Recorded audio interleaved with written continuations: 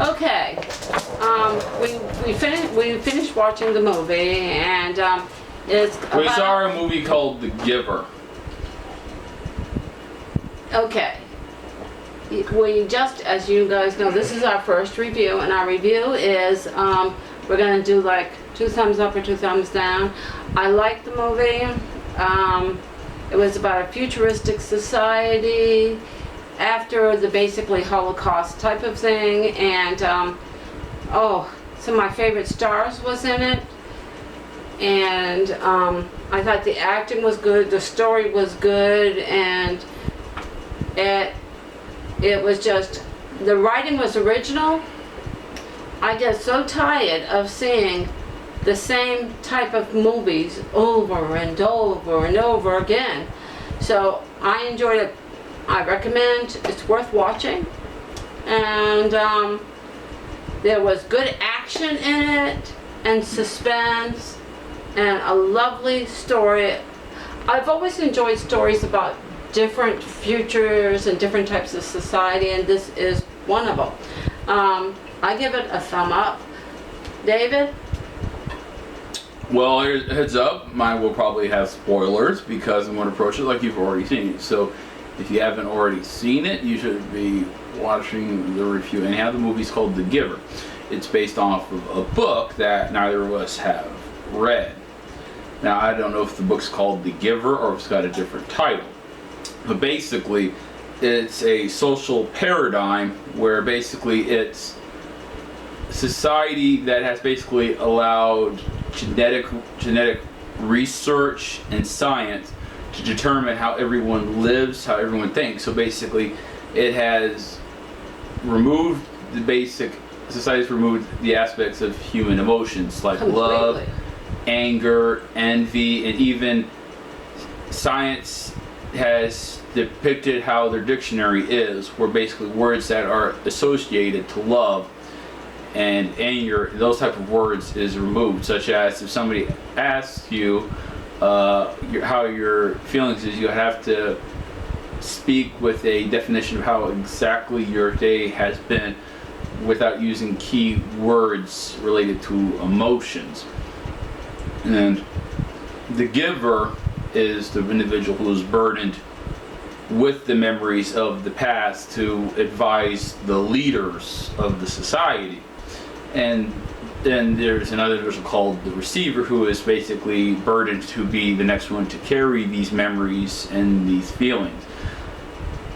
I want to essentially avoid giving you the exact primary basis of the exact elements of the story.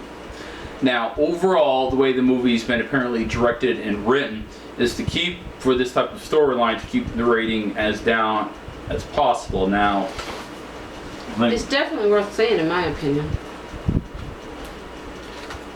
The movie was rated PG-13.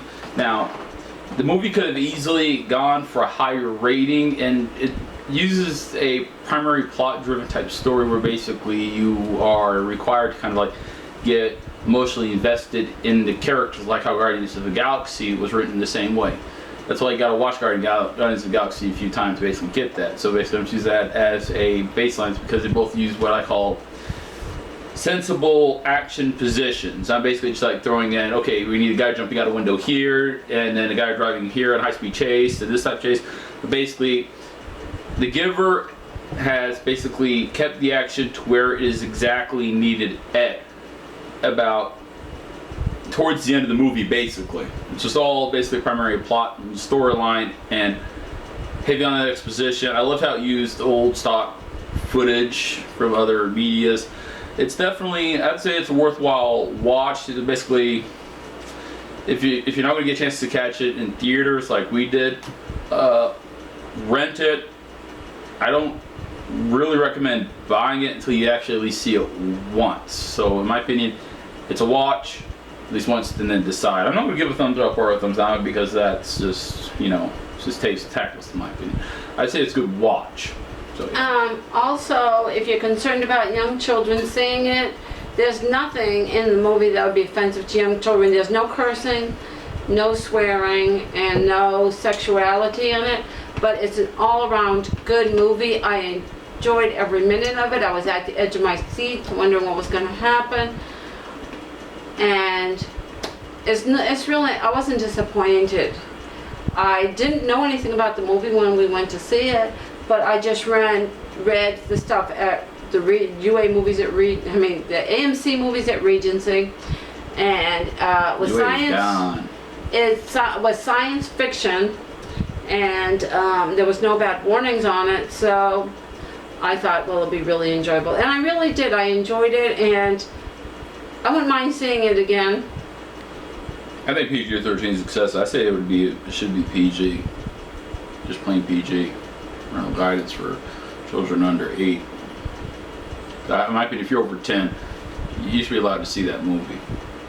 Also, I liked the usage of black and white color contrast in it, so it was really, that was awesome. There was I just thoroughly enjoyed it. If you pay to go out to see it, it is in color. The black and white is to symbolize what perspective you're supposed to be seeing it from. When it's the black and white, you're supposed to be seeing it from the perspective of how society requires everybody to think with informality, because colors has been removed from people's memories.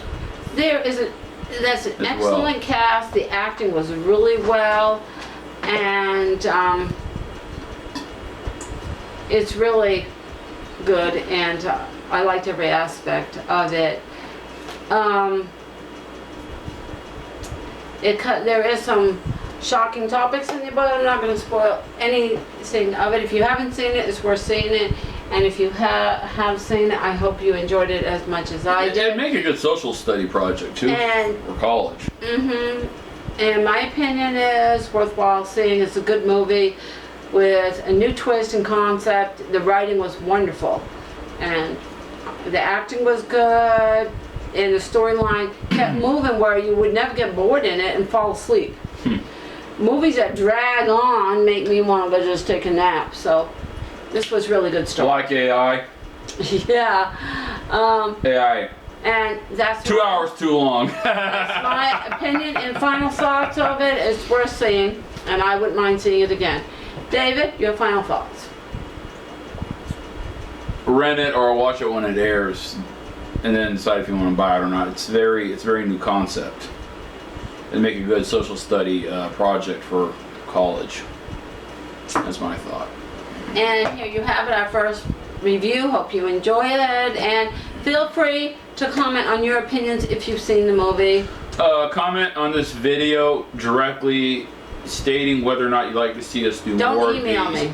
Or do commentaries, because if we get enough comments on there, we'll use that as a scorecard whether or not we'll do another movie or do a commentary where we sit down and watch the movie and commentate on it. Together, which we can watch on my laptop. And I hope you enjoyed this review. This is our first review of my son and I as a team effort together. Remember, the fun never ends in the world of smart. Feel free to subscribe. Thank you for watching. Love and kisses from my family to yours. Have a wonderful day. Bye.